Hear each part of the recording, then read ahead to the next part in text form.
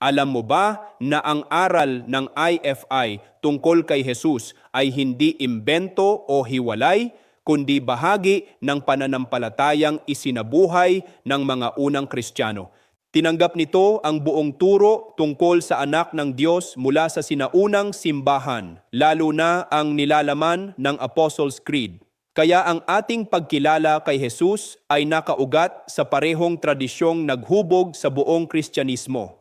Ang IFI sa kanyang pagiging simbahang malaya at makabayan ay nananatiling tapat sa pananampalatayang nagsasabing si Jesus ang bugtong na anak ng Diyos, nagkatawang tao, nagdusa, namatay, muling nabuhay, umakyat sa langit at muling darating.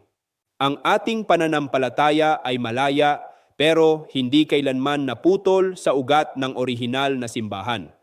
Ako si Bishop Tonyo, obispong migrante sa Europa at ito ang araling IFI. Magsamba, mag-aral, maglingkod.